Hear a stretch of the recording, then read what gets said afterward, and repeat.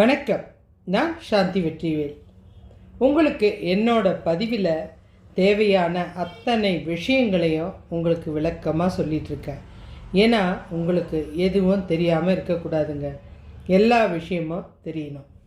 ஆத்மாவை பற்றி தெரியணும், இறந்தவர்கள் என்ன செய்வாங்கன்னு தெரியணும், வீடு நல்லா இருக்க என்ன செய்யணும்னு தெரியணும், நம்ம முன்னோர்களுக்கு செய்ய வேண்டிய கடமையை பற்றி தெரிஞ்சுக்கணும். அதில் ஒன்று தான் நிறைய பேருக்கு இப்போ இருக்கிற ஒரு விஷயம், குலதெய்வம் என் வீட்டில் இருக்காங்க, நாங்கள் வணங்குற பிரியமான தெய்வங்கள் எங்கள் வீட்டுக்கு வருமா, அப்படி வந்துச்சுன்னா நாங்கள் எப்படி அதை புரிஞ்சுக்கிறது, அதுக்கு ஏதாவது அறிகுறி இருக்கா? நிச்சயமாக இருக்குங்க. அதுக்கு நான் கிட்டத்தட்ட ஒரு 12 அறிகுறிகளை உங்களுக்கு சொல்ல போகிறேன். அதை பார்த்துட்டு இதில் எந்த அறிகுறி இருந்தாலும் இறை சக்தி உங்கள் வீட்டில் இருக்குது, குலதெய்வம் உங்களுக்கு துணையாக இருக்குது, உங்களை எந்த தெய்வமும் வெறுக்கலை, உங்களை சந்தோஷப்படுத்த உங்கள் வீட்டில் இருக்குது அப்படின்றத நான் உங்களுக்கு தெளிவாக சொல்ல போகிறேன். உங்கள் வீட்டில் தெய்வம் இருக்கா இல்லை குலதெய்வம் இருக்கா, இதை பற்றி தெரிஞ்சுக்கிறதுக்கு உண்டான அறிகுறி தான் இப்போ நான் உங்களுக்கு சொல்ல போகிறேன். இறைவன் தூண்லேயும் இருப்பார், துரும்புலேயும் இருப்பார் அப்படின்ற விஷயம் கண்டிப்பாக உண்மைதாங்க. ஆனால் நாம் வாழ்கிற இந்த இல்லத்தில் அந்த இறைவன் நடமாட்டம் இல்லைன்னா தெய்வீக ஆற்றல் இல்லை குலதெய்வம் இருக்கிறத எப்படி நான் தெரிஞ்சுக்கிறது?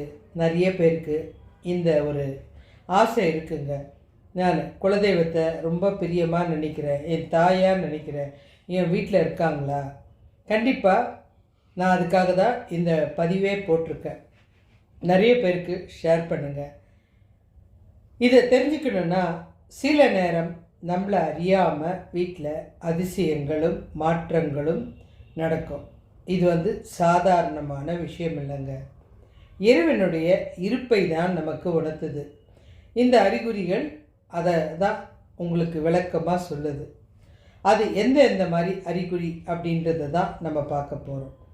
காரணமே இல்லாமல் வீட்டில் ஒரு நறுமணம், யாராவது சென்ட்டு போட்டிருக்கீங்களா, இல்லை யாராவது மல்லிப்பூ வச்சுட்டு வந்தீங்களா, என்ன இது பன்னீர் வாசனையாக இருக்குது, சந்தன வாசனை வீசுது, விபூதி வாசனை, இது போல் வாசனை திரவியங்கள் பயன்படுத்தாமலேயே இந்த நறுமணம் உங்கள் வீட்டில் இருந்துச்சுன்னா அது ஒரு மகத்தான அறிகுறி. தெய்வ ஆற்றல் அப்படின்ற ஒரு அந்த சக்தி மெல்லிய அதிர்வு நம்ம கண்ணுக்கு தெரிகிற மாதிரி செய்கிறது தான் இந்த நறுமண வெளிப்பாடு. உங்களுக்கு உணர்த்தத்துக்கு அந்த தெய்வம் உங்களுக்கு உணர்த்த இந்த வாசனைகளை அது உங்களுக்கு உணர்த்தும். உண்மையாகவே தெய்வத்துக்கு தேவை வாசனை தான். வாசனை இருந்துச்சுன்னா அந்த இடத்த விட்டு அந்த தெய்வம் போகாது. நம்ம கோயிலில் கூட அதுக்காக தான் அந்த வாசனைகளும் அபிஷேகங்களும் நடத்துறதுக்கு காரணம். இது முதல் அறிகுறி. இது நம்ம கண்ணுக்கு தெரியாது, ஆனால் அந்த வாசனை இருக்குது பாருங்கள், அது வெளிப்படுத்துகிற நறுமணம் உங்கள் வீட்டில் நேர்மறை சக்தி குடியிருப்பதுக்கு அடையாளம். அடுத்தது, வெளியில் எத்தனையோ பிரச்சனைங்க இருக்கும், அலுவலகத்தில் ஏதாவது ஒரு சண்டை சச்சரவு இருக்கும், வெளியில் பயங்கரமான அலைச்சல் பட்டு வீட்டுக்குள்ளே காலை எடுத்து அந்த வாசலை தாண்டி உள்ளே வந்ததுமே ஏதோ ஒரு தாய்மடிக்கு வந்த ஒரு சந்தோஷம், நிம்மதி, அமைதி காரணம் இல்லாமல் கிடைக்கும். அந்த இடத்துல தெய்வீக ஆற்றல் இருக்கிறது. அங்கே எதிர்மறை எண்ணம் நுழையவே முடியாதுங்க. நீங்கள் அதுக்குள்ளே காலை வச்சதுமே மாயாஜாலம் மாதிரி உங்களுடைய மனசில் இருந்த அத்தனை பிரச்சனைகளையும் மறந்துட்டு ஏதோ ஒரு சந்தோஷமான ஒரு பாதைக்குள்ளே காலை வச்சா மாதிரி உங்களுக்கு அந்த நிமிஷமே ஒரு மகிழ்ச்சியாக கிடச்சிடும். அந்த இடம் ஒரு கோவிலில் தியான மண்டபம் மாதிரி ஆகிடும். உங்களுடைய வீடு உங்களுக்கு ஒரு பாதுகாப்பான உணர்வை கொடுத்துட்டா அங்கே கண்டிப்பாக தெய்வம் இருக்கிற அந்த சக்தி தெரியுங்க. நிறைய பேருக்கு வெளியில் எங்கே வேணாலும் சுற்றுவாங்க, அந்த நேரத்துக்கு வீட்டுக்குள்ளே அவங்க இடத்துல உட்கார்ந்ததுமே ஒரு அமைதி கிடைக்கும். அந்த மாதிரி தெய்வம் இருக்கிற வீட்டில் தான் அந்த அமைதி கிடைக்கும். வீட்டுக்குள்ளே வந்தவும் நுழைஞ்சதுமே சண்டை சச்சரவு இந்த மாதிரிலாம் இருந்துச்சுன்னா அது தெய்வம் இருக்கிறதுக்கு அறிகுறி கிடையாது. நீங்கள் எல்லா பிரச்சனையும் கடந்து வீட்டுக்குள்ளே காலடி எடுத்து அந்த வாசலை தாண்டி வச்சதுமே ஒரு அமைதி கிடைக்குது பாருங்கள். என் இடத்துக்கு நான் வந்துட்டேன் இல்லை, அந்த அமைதி தான் இறைவன் உங்கள் கூட இருக்கிறதுக்கு, உங்கள் குலதெய்வம் உங்கள் கூட இருக்கிறதுக்கு ஒரு சக்தி. அடுத்தது, வீட்டில் கை குழந்தைங்க இருப்பாங்க. இந்த குழந்தைங்க தனியாக ஒன்றுமே இல்லாத ஒரு இடத்த பார்த்து சிரிக்கும், யார்கிட்டயோ பேசுகிறது போல் கை காலை ஆட்டி ஆட்டி காமிக்கும். காரணம் என்னென்னா, குழந்தைங்களுக்கு 3வது கண் அப்படின்னு சொல்லப்படுற அகக்கண் கூர்மையாக இருக்கிறதுனால பெரியவங்களால் பார்க்க முடியாத அந்த தெய்வீக ஒளியை இந்த குழந்தைங்களால் பார்க்க முடியும், வெளியே சொல்ல முடியாது. அதை காட்டுறதுக்கு தான் அந்த சிரிப்பு. அந்த இடத்துல இருக்கிற தேவதைகள் கூட அது விளையாடுறது தான் அந்த கை அசைவு. இது ரொம்ப ஆச்சரியமான விஷயங்க. குழந்தைங்களுக்கு வெளியில் சொல்ல முடியாது, ஆனால் இறைவன் கண்ணில் நிற்கிறது அந்த குழந்தைங்களால் உணர முடியும். அந்த உணர்ந்தாதான் அந்த சிரிப்பு. இது பிறந்த குழந்தைக்கு கூட அது இருக்கும். தெய்வங்கிட்ட பேசும்போது சிரிக்கிறதும், திடீர்னு கடவுள் ஏதாவது திட்டிட்டா அழறதும், இதெல்லாம் அந்த குழந்தையிலேருந்தே இருக்கும். இது ஒரு ஒரு விஷயம். அடுத்தது, திடீர்னு வீட்டில் ரொம்ப நாள் அதாவது இந்த செடி வளராதா அப்படின்னு நினைக்கும்போது, நல்ல காஞ்சி போன ஒரு செடி திடீர்னு வேகமாக அசுர வேகமாக வளர்ந்து திடீர்னு நீங்கள் எதிர்பார்க்காத பூக்களை கொடுக்கும். அந்த செடியை பார்த்தீங்கன்னா பச்சை பசேல்னு ரொம்ப சூப்பராக இருக்கும். நீங்கள் அதுக்கு எதுவுமே எருக்கூட போட்டிருக்க மாட்டீங்க. இந்த தாவரத்துக்கு கூட இந்த அதிர்வலைகள் ரொம்ப எளிதாக உள்வாங்கக்கூடிய தெய்வீக இந்த அலைகள் அதிகமாக இருக்கிறதுனால தாவரம் கூட மகிழ்ச்சி அடையும். ஏன்னா அதுக்கும் உயிருக்கு இல்லையா. முக்கியமாக துளசி ரொம்ப சூப்பராக வளரும், அடர்த்தியாக வளரும். சில நேரம் அந்த துளசி கருக்கவும் செய்யும். ஆனால் நம்ம இந்த செடிகளோ துளசியோ நல்ல பசுமையாக என்னைக்கும் இல்லாமல் அசுர வேகத்தில் வளரும்போது அந்த வீட்டில் இறைசக்தி அருள் பரிபூர்ணமாக இருக்கிறத நிச்சயமாக நீங்கள் உணரலாம். அடுத்தது, பூஜை அறையில் நீங்கள் ஏற்றி வைக்கிற விளக்கு அலைப்பாயாமல் நேராக பிரகாசமாக எரியும். அப்படி இல்லைன்னா அந்த தீபத்தில் நீங்கள் ஒத்து பார்த்தா சின்ன தாமரை போல் ஒரு வடிவம் தெரியுதான்னு பாருங்கள். நெருப்புன்றது பஞ்சபூதத்தில் சுத்தமானது. நெருப்பால் தான் சுத்தம் பண்ண முடியும். அந்த நெருப்பு பிரகாசமாக எரியறது அந்த இடத்துல ஆகாய சக்தியும் இறை சக்தியும் ஒருங்கிணைத்து இருப்பதை காட்டுறதுக்கு தான் அந்த நெருப்பு நேராக எரியறது, நடுப்புறம் தாமரை போல வடிவம் தெரியறது.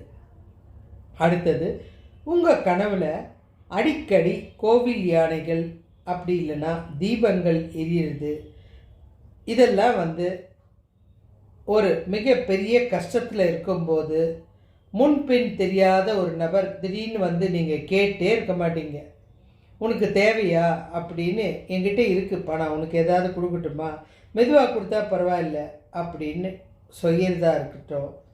இது தெய்வீகத்துடைய தலையீடு. உங்கள் வீட்டில் நான் இருக்கேன், உனக்கு இந்த பிரச்சனையா, எனக்கு புரியுது, யார்கிட்டையாவது நான் உனக்கு அந்த உதவியை கிடைக்க வழி செய்கிறேன் அப்படின்னு செய்கிறது தான் இந்த தெய்வம் உங்கள் வீட்டில் இருந்துட்டு செய்கிற இது. இந்த தெய்வ தலையீடு அப்படின்றது நீங்கள் தனியாக இல்லைங்க, உங்கள் பின்னாடி ஒரு சக்தி இருக்குது அப்படின்னு உங்கள்கிட்ட கடவுள் உணர்த்தத்துக்கு தான் இதை செய்கிறாரு. இது இல்லாமல் கனவு மூலமாகவும் உங்களுக்கு உதவி செய்வார். இப்படி நீங்கள் என்ன பிரச்சனையில் இருக்கீங்கன்னு உத்து பார்ப்பார். அந்த பிரச்சனையெல்லாம் உங்களுக்கு நிதானமாக தீர்த்து வைப்பார். இதெல்லாம் ஒரு வழி இருக்குது. அந்த மனிதர் யாருன்னே தெரியாது, நீங்கள் பார்த்தே இருக்குமா, உங்களை பார்த்தது இல்லையே, எனக்கு தெரியல, இல்லை உங்களுக்கு ஏதோ தேவைப்படுதுன்னு சொன்னாங்க, உங்களுக்கு புரிகிற மாதிரியே சொல்லுவாங்க. ஆனால் உங்களுக்கே ஆச்சரியம், நான் எதிர்பார்க்கவே இல்லை, திடீர்னு எனக்கு இவ்வளோ கஷ்டம் இருந்தது, எப்படி தீர்த்து வச்சாங்கன்னே தெரியல, அந்த பணத்தை பற்றி கூட பெருசாக பேசலை, எது வேணுனாலும் உங்கள் அலுவலகத்தில் கூட திடீர்னு ரொம்ப கோபமாக இருக்கிற ஒரு நபர் கூட அருமையாக பேசி உங்களுக்கு ஏதாவது உதவி பண்ணலாம். எந்த விதத்தில் வேணாலும் நடக்கலாம், அல்லது உங்கள் உறவு மூலியமாக கூட இது நடக்கலாம். அடுத்தது, உங்கள் வீட்டில் நீங்கள் வளர்க்குற செல்ல பிராணிகள், நாய், பூனை திடீர்னு ஒரு திசையை பார்த்து குறைக்கிறதோ அல்லது கத்துறதோ, வாழை ஆட்டிக்கிட்டு அமைதியாக இருக்கிறதோ தெய்வத்தோட வருகையை குறிக்கிற இந்த சக்தி தான் இது. விலங்குகளுக்கு மனுஷங்களை விட அதிகமாக உணர்வு திறன் இருக்குங்க. அது கண்களுக்கு தெரியாத ஆற்றல். நிச்சயமாக நம்ம கண்களுக்கு கூட அந்த ஆற்றல் தெரியாது. கெட்டது வந்தாலும் தெரியும், நல்லது வந்தாலும் தெரியும். அதுங்களுக்கு சுலபமாக உணரக்கூடிய அந்த சக்தி இருக்குது. அடுத்த சக்தின்றது தெய்வ அதிர்வுகள். வீட்டில் இருந்துச்சுன்னா உங்களால் நிம்மதியாக தூக்கம் வரும். ஆட்டோமேட்டிக்காக காலையில் பிரம்ம முகூர்த்தத்தில் தானாக விழிப்பு வரும். நீங்கள் அலாரம் கூட வைக்க வேணாம். 3-4 மணிக்கெல்லாம் நீங்கள் உடனே கண்ணை திறப்பீங்க. ஆனால் ஒரு விஷயம், திடீர்னு விழிச்சதுனால உங்களுக்கு தலைவலியோ அல்லது உடம்பு அசதியோ இருக்காது. ஏதோ ஒரு சந்தோஷம், மனசில் ஏதோ நல்லது நடக்க போகுது, உங்கள் உணர்வே சொல்லும், உங்கள் மனசே சொல்லும். கண் வீழ்ச்சி எழுந்ததுமே உங்கள் மனம் எந்த கவலையும் இல்லாமல் ஒரு மாதிரி ஹாப்பியாக எல்லா வேலையும் செய்யலாம் போல் இருக்கும். கவலைன்றதே இருக்காது, மனசு லேசாக இருக்கும். இந்த பிரம்ம முகூர்த்தம் அப்படின்றது தேவதைகள், பித்திருக்கள் இவங்கெல்லாம் உலாவுற நேரம். இந்த நேரத்தில் உங்கள் வீட்டில் தெய்வ சக்தி இருந்தால்தான் நீங்கள் எழுந்திருக்க முடியும். எழுந்தாலும் நிம்மதியாக இருக்க முடியும். இந்த ஆற்றல் உங்கள் ஆழ் மனசை தட்டி எழுப்போம். இது எதுக்காக உங்களை எழுப்புதுன்னா, உங்கள் வீட்டில் இருக்கிற தெய்வம் உங்களோட பேச நினைக்கிறதுக்கு அறிகுறி. நீங்கள் எந்திரிச்சு அந்த நேரம் உட்காரும்போது நீ ஏன் அதை பண்ணக்கூடாது, நிஜமாகவே நம்ம மனசு நம்மக்கிட்ட பேசுங்க. நானே நிறைய வாட்டி உணர்ந்திருக்கேன். நம்ம தனிமையில் அமைதியாக இருக்கும்போது திடீர்னு சம்பந்தமே இல்லாமல் ஒரு 3:30 மணிக்கு எந்திரிப்போம். அடுத்த நாளும் பார்த்திங்கன்னா அதே 3:30 மணிக்கு எந்திரிப்போம். அந்த நேரத்தில் கடவுள் உங்ககிட்ட வந்து நிறைய விஷயத்த சொல்லும். நீ இதை செய்யலாமே, அதை பண்ணலாமே, இதை பண்ணு, இன்னும் நல்லா இருக்கும், இவங்கள போய் பாரு அப்படின்ற தகவலை உங்களுக்கு கொடுத்துக்கிட்டே இருக்கும். அதான் பேசுகிற அறிகுறி. கடவுள் நேரடியாக உட்காந்து பேசாது. உங்கள் ஆழ் மனசில் அந்த வார்த்தைகள் வந்துக்கிட்டே இருக்கும். நீ ஏன் இதை பண்ணக்கூடாது, நீ இந்த பிஸ்னஸ் பண்ணி பார்க்கலாமே, நல்லா இருக்குமே, இதில் நீ நல்லா உயர்ந்து வரலாமே, இப்படியெல்லாம் சொல்கிறது தான் அது. அடுத்தது, எதிர்பாராத விருந்தினர்கள், அப்படி இல்லைன்னா பறவைகள். உங்கள் வீட்டு வாசலில் காக்கா வந்து கத்துறது, குருவி திடீர்னு கூடு கட்டுறது, பசுமாடு தானாக வந்து நிற்கிறது, திடீர்னு ஒரு வறுமையில் ஒருத்தர் வந்து பசிக்குதுமா, சாப்பாடு இருந்தால் கொடு அப்படின்னு கேட்குறதெல்லாம் வந்து இந்த அதிதி தேவ பவா அப்படின்வாங்க. இறைவன் நேரடியாக வரமாட்டார், ஏதோ ஒரு ஜீவன் உருவத்தில் அல்லது பசியோடு வரும் ஒரு மனுஷனுடைய உருவத்திலேயோ தான் வருவார். உங்கள் வீட்டுக்கு தேடி வரும் இந்த உயிரினங்களோ மனிதர்களோ அந்த வீட்டில் புண்ணிய சக்தி இருக்குது அப்படின்னு உணர்ந்து தான் வராங்களே தவிர அவங்க வரணும்னு நினச்சி வர்றதில்லை. திடீர்னு ஒரு குருவி கூடு கட்டுதுன்னா, இவ்வளோ நாள் இல்லாமல் அது கட்டுதுன்னா அந்த இடம் அதுக்கு சந்தோஷத்தை கொடுக்குது. உள்ளே இருக்கிற இறைவன் அதை அழைக்கிறாரு, நான் இருக்கேன் இங்கே வா அப்படின்னு. திடீர்னு ஒரு பூச்சி உள்ளே வர்றதோ எதுவாக இருந்தாலும் அந்த இறை சக்தி தான் அவங்கள இழுக்குது. அடுத்தது, பூஜை அறையில் வச்சிருக்கிற படம் அல்லது சிலைகள். நீங்கள் வச்சிருக்க சாமி சிலை என்னைக்கும் இல்லாமல் ஒரு தனி அழகு பிரகாசம் கூடுறத நீங்களே பார்த்து, என்னமோ தெரியல, பூஜை ரூமுக்கு போனால் ரொம்ப சந்தோஷமாக இருக்குது, சாமியெல்லாம் பார்க்குறதுக்கு தகன்னு இருக்குது, நான் சரியாக கூட விளக்கல, ஆனால் எப்படி தான் இவ்வளோ பளிச்சுன்னு இருக்குதுன்னு தெரியல, பூ கூட நான் போட்டு 2 நாள் ஆகுது, ஆனால் வாடை கூட இல்லை, பார்க்குறதுக்கு அப்படியே நேற்று போட்ட மாதிரியே இருக்குது. இந்த மாதிரி சொல்கிற விஷயம்லாம் அந்த கடவுள் இருக்கிற அந்த நேரத்தில் நடக்கிற விஷயம். சில நேரத்தில் பூவை போட்டிருப்போம், காலையில் தான் பிரகாசமாக, சாயங்காலமே வாடிடும். ஆனால் இந்த மாதிரி கடவுள் இருக்கிற நேரத்தில் 2-3 நாள் ஆனாலும் இந்த பூவெலாம் வாடாது. இதுக்கு காரணம், நீங்கள் சொல்கிற மந்திரங்கள் உண்மையான பக்தியோடு வழிபாடு செய்யும்போது அந்த சிலைகளுக்கு சக்திகள் அதிகமாகும். அந்த பொருட்கள் ஏற்படுற சிறு மாற்றம் கூட உங்கள் வீட்டில் மிகப்பெரிய சக்தி குடியிருக்கிறத வெளிப்படையாக உங்களுக்கு அது சொல்லும். உங்கள் வீட்டில் குலதெய்வம் அல்லது உங்களது விருப்பமான தெய்வங்கள் இருப்பதற்கான அறிகுறிகள் தான் இதெல்லாம். குலதெய்வம் அப்படின்றது நம்முடைய முன்னோர்கள் வழிபட்டு நம் வம்சத்தை காக்கும் மிக நெருக்கமான உறவு தான் இந்த குலதெய்வம். அது இருக்கிறத உணர்த்தக்கூடிய இன்னும் முக்கியமான ஒரு 3 விஷயந்தான் உங்களுக்கு கூடுதலாக சொல்ல போகிறேன். இது பொதுவாக கடவுள் இருக்கிறது, உங்கள் வீட்டில் இருக்கிறதெல்லாம் நீங்கள் உணர்ந்துட்டீங்க. ஆனால் இந்த 3 விஷயம் உங்களுக்கு நல்லா தெளிவாக புரிஞ்சிடும். இந்த 3 விஷயம் என்னன்னா, குலதெய்வத்துக்கும் உங்களுக்கும், அதாவது முன்னோர்களுக்கும் நெருங்கிய தொடர்பு இருக்குது. உங்கள் கனவில் உங்கள் தாத்தா பாட்டி அப்படி இல்லைன்னா மறைஞ்சு போன முன்னோர்கள் சந்தோஷத்தோடு வந்து உங்களுக்கு ஆசி வழங்குவாங்க. அதை பார்த்தாலே உங்களுக்கு க்ளீனாக புரிஞ்சிடும் உங்கள் குலதெய்வம் உங்கள் வீட்டில் வாசம் செய்யுது. ஏன்னா அந்த இறந்த ஆத்மாவுக்கு இந்த விஷயம் தெளிவாக தெரியும் போது அவங்க வந்து இனி நீ நல்லா இருப்ப, என் தெய்வம் அங்கே தான் இருக்குது அப்படின்றத உணர்த்துறது தான் முதல் அறிகுறி. அதே 2வது விஷயம், பூஜை அறையில் கேட்கக்கூடிய சத்தம். சில நேரம் நள்ளிரவு அப்படி இல்லை விடிய கால நேரத்தில் பெல்லு சவுண்டு கேட்கும். இல்லைன்னா யாரோ நடக்கிறது போல் மெல்லிய சலங்கை சத்தம் கேட்கும். இது போல் உணர்வுகள் கேட்டிங்கன்னா பயப்பட தேவையே இல்லை. இது குலதெய்வம் உங்கள் வீட்டை சுற்றி பாதுகாக்கிறதுக்கு அது நடக்கிற விஷயந்தான் இது. அந்த அறிகுறி தான் இது. இது எவ்வளோ பெரிய ஒரு ஆச்சரியமான விஷயம்.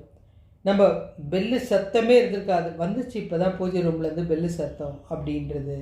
அதே போல் திடீர்னு நீங்கள் அப்போ தான் வச்சுட்டு வந்திருப்பீங்க, பூ தன்னால் விழுந்திருக்கிறது, அது உங்களுக்கு ஆசை கொடுக்கறது.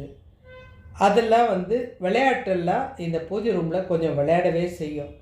சில நேரம் நீங்கள் வந்து ஏதோ ஒரு சாமியை புதுசாக உள்ளே வச்சிங்கன்னா அந்த பூஜை ரூம் அதை ஏற்றுக்காது. இது ஒரு விஷயமும் இருக்குது. இது நான் இந்த 3 ரகசியத்தில் சொல்லலை, இது தனிப்பட்ட விஷயமாக தான் சொல்கிறேன். உங்கள் வாழ்க்கையில் ஏதாவது ஒரு விஷயம் உங்களுக்கு வந்து ஒரு புது கோயிலுக்கு போயிட்டு வந்து அந்த சாமியை கொண்டு வந்து அங்கே வச்சிங்கன்னா அந்த சாமியை அந்த குலதெய்வம் அந்த பூஜை அறையில் ஏற்றுக்கிறது கஷ்டம். நான் உங்கள் வீட்டில் வந்து திடீர்னு முன்ன பின்ன தெரியாத ஒருத்தர் உங்கள் பையன் ரூம்லேயோ இல்லை உங்கள் ரூம்லேயோ இல்லை உங்கள் மகளுடைய ரூம்லேயோ தங்கினா அவங்களால ஏற்றுக்க முடியுமா? அதுக்கு எத்தனை முகம் காட்டுவாங்க. அதுதான் இந்த பூஜை அறை காட்டும். எப்படின்னா, நீங்கள் எல்லா படத்துக்கும் பூ வச்சு முடிச்சுட்டு கணக்கு போட்டு கட் பண்ணி வச்சுட்டு நீங்கள் போயிட்டு வந்து நிற்கும்போது ஒரு படத்தில் பூ இருக்காது. அங்கே ஏதோ இவ்வளோ நாள் இல்லாத புது உறவுக்கு நீங்கள் இடம் கொடுத்துருக்கீங்க, எனக்கு அது பிடிக்கலை அப்படின்றது தான் அந்த பூஜை அறை உங்களுடைய உறவாக நினைக்கிற அந்த குலதெய்வம் சொல்லக்கூடிய விஷயம் அது. இதை நீங்கள் அனுபவிச்சிருந்தா கண்டிப்பாக எனக்கு கமெண்ட்டில் போடுங்க. அடுத்தது அந்த 3வது ரகசியம் வந்து இது வரைக்கும் தடைப்பட்ட காரியங்கள் தானாக டக்கு டக்கு டக்குன்னு நடக்கும். திடீர்னு உங்களுக்கு தெரியாது, பையன் வந்து சொல்லுவான், அம்மா நீ ரொம்ப நாளாக எனக்கு இந்த வேலை வரணும்னு நினச்சேன், என்னமோ தெரியல அந்த ஆளே வந்து கூப்பிட்டாரு, உங்களுக்கு ஓகே ஆகிடுச்சின்னு சொல்கிறாருன்னுவாங்க. திடீர்னு ஜோசியர் வருவார், உங்கள் பையனுக்கு அந்த இடம் சொன்னோமே, நம்ம பேசிகிட்டு இருந்தோமே, அவங்கள வேணான்னாங்களே, இப்போ என்னமோ தெரியலம்மா தானாகவே ஒத்துக்கிறாங்க, எல்லாத்துக்கும் நீங்கள் சொன்னதுக்கெல்லாம் ஒத்துக்கிறாங்க அப்படின்வாங்க. திடீர்னு வந்து உங்களுக்கு தேவையான உதவிகள், பேங்க்கில் இவ்வளோ நாள் கேட்டுட்டு இருந்த பணம் திடீர்னு அந்த பேங்க் மேனேஜரே உங்களுக்கு ஃபோன் பண்ணுவார், நீங்கள் கேட்டிங்களேம்மா அந்த பணம் வந்து கொடுக்கறதுக்கு மேலதிகாரி ஒத்துக்கிட்டாரு, நீங்கள் படிப்புக்கு சொன்னீங்களே அந்த விஷயம் ஓகே ஆகிடுச்சு, இப்படி உங்களுக்கு வீடு கேட்டுட்டு இருந்தீங்களே அந்த வீடு உங்களுக்கு அலர்ட் ஆகிடுச்சு, இப்படின்னு டக்கு டக்கு டக்குன்னு திடீர்னு வந்து யாரோ ஒரு பெரிய அதிகாரி வந்து முன்னே நின்று இந்த விஷயங்கள்லாம் பண்ணால் எப்படி இருக்குமோ அது போல் உங்கள் வாழ்க்கையில் டக்கு டக்கு டக்குன்னு தொடர்ச்சியாக நடக்கும். இது போல் செய்திகள் உங்கள்கிட்ட வந்து இதை சேர்க்கணுன்றது அந்த குலதெய்வத்துடைய ஆற்றல் தான். அதனால தான் நான் இந்த விஷயத்தை உங்களுக்கு சொல்ல முடியுது. இதெல்லாம் நீங்கள் உணர்ந்தீங்கன்னா கண்டிப்பாக எனக்கு கமெண்ட்டில் இதை பற்றி சொல்லுங்கள். கடவுள் உங்கள் கூட தான் இருக்கார், உங்களை விட்டு எங்கேயுமே போகல. இன்னும் குலதெய்வங்கள் வீட்டில் இருந்தால் நான் சொன்ன அறிகுறிகள் நிச்சயமாக நடக்கும். பூஜை ரூமில் இந்த ரகசியம் கண்டிப்பாக நீங்கள் பார்த்துருப்பீங்க. அதாவது புது தெய்வத்தை கொண்டாந்து வைக்கும்போது நீங்கள் வெள்ளிக்கிழமை டைமில் பூ இத்தனை சாமி தான் இருக்குது, 11 சாமி அப்படின்னு 11 சாமியோ 12 சாமிக்கோ பூ கட் பண்ணி வச்சுட்டு நான் வச்சுட்டேன் அப்படின்னு திருப்தியோடு அழகு பார்த்துட்டு சமையல் கட்டுக்கு போயிட்டு வரத்துக்குள்ளே பார்த்தீங்கன்னா கண்டிப்பாக அந்த 11 சாமிக்கு இருக்கும், 12வது சாமிக்கு பூ இருக்காது.